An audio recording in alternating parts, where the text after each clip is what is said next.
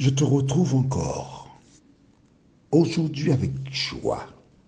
Je te salue, toi qui as fait le choix d'écouter, de lire, d'étudier, mais surtout d'appliquer dans ta vie la parole de Dieu. Aujourd'hui, nous verrons du livre. Nous n'avons pas lu volontairement hier le verset 7, mais nous le ferons aujourd'hui pour que tu comprennes mieux le récit. Mais juste avant, prions. Notre Seigneur, notre Dieu, nous continuons de te faire confiance pour l'avenir. Nous croyons que tu diriges tes enfants dans de verts pâturages et qu'ainsi nous serons en mesure de vivre et de grandir en toi. Saint-Esprit, merci.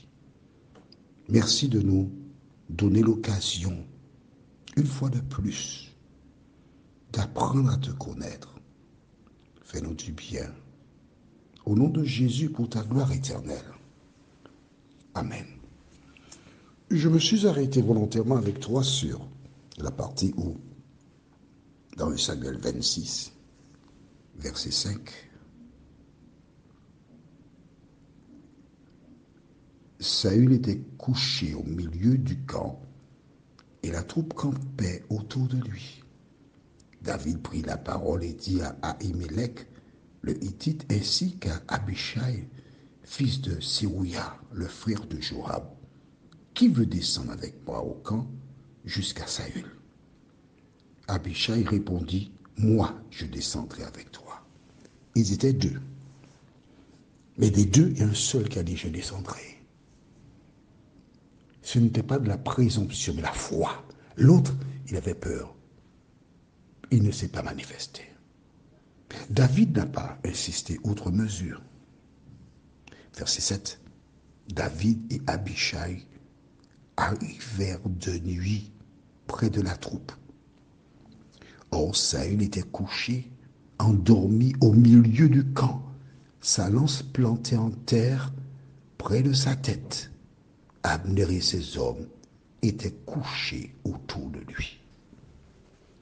Je suis celui qui croit que lorsque David a dit « je descendrai », il a mis Dieu à l'épreuve.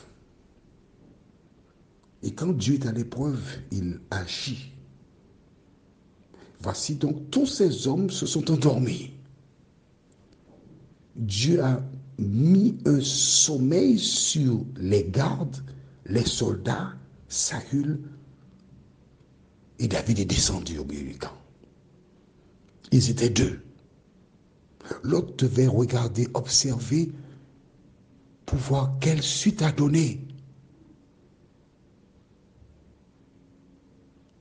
Mais il n'a pas changé d'avis. Hein. Il est resté là-bas. Mais Abishai est descendu avec David. Pourquoi étaient-ils deux? Plus tard dans le Nouveau Testament, tu verras que chaque fois que Dieu envoie les disciples, il les envoyait deux à deux. Même dans ce domaine. Ils étaient deux. Que faire? Et ce sont les versets que nous découvrons aujourd'hui, les versets 8 et 9. Ils ont traversé le camp de 3000 soldats pour arriver jusqu'à Saül. Le moindre bruit pouvait les réveiller. Et je lis verset 8. Alors Abishai dit à David, aujourd'hui, Dieu a livré ton ennemi entre tes mains. Laisse-moi donc le clouer à terre avec sa propre lance de seul coup. Et je n'aurai pas à m'y reprendre à deux fois. Garde la page. Nous retournons au livre de 1 Samuel, chapitre 24.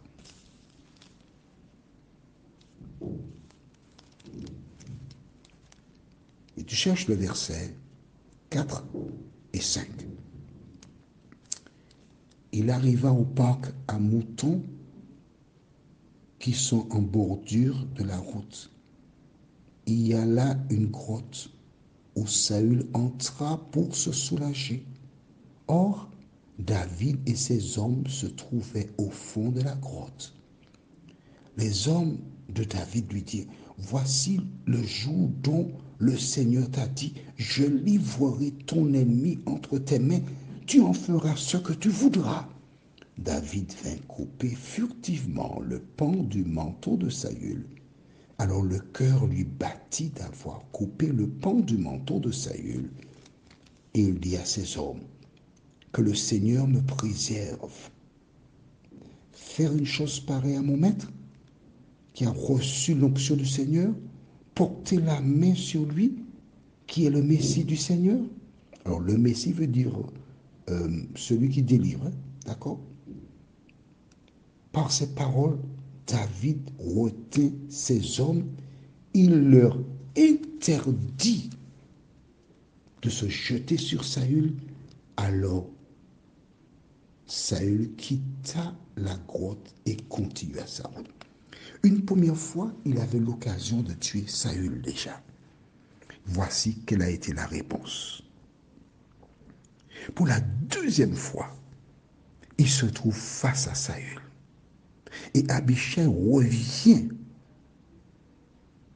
à l'assaut. Il dit, laisse-moi. Je lui donne un seul coup, je le plante en terre. Ce ne sera pas nécessaire de lui donner 2 coups. Je le tue là même. Laisse-moi le faire. Ouais, mais regarde comment il commence. Hein? Verset 8. Aujourd'hui, Dieu a livré ton ennemi entre tes mains. Il a pris le nom de Dieu.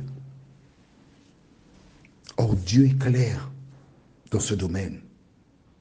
Lui-même, David, une première fois, comme nous venons de le lire, il avait donné sa position.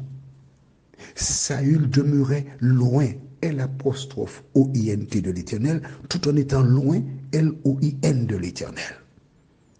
La position de David ne pouvait pas changer, parce qu'il est la lumière du monde. Abichai, qui avait certainement entendu la position de David la première fois, lui, il est avec David. Mais il est dans les ténèbres. Parce qu'il voudrait tuer Saül. Pourquoi j'en parle?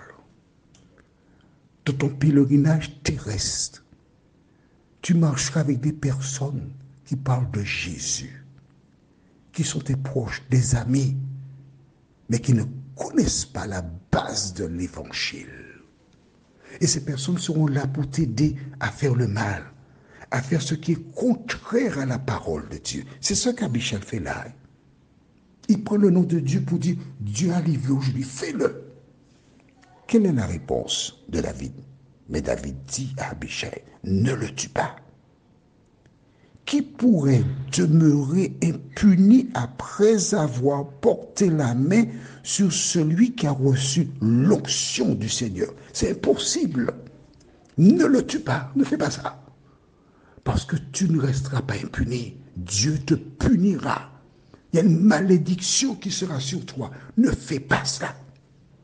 Il n'a pas changé de iota. Pourquoi? Parce qu'il est la lumière du monde. Toi qui m'écoutes là aujourd'hui, loin de l'Éternel, c'est qui? Toute personne qui est au service de Dieu est loin de l'Éternel.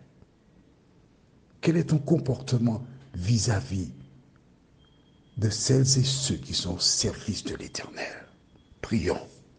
Notre Seigneur et notre Dieu, nouveau défi, nouveau piège. Mais David te connaît.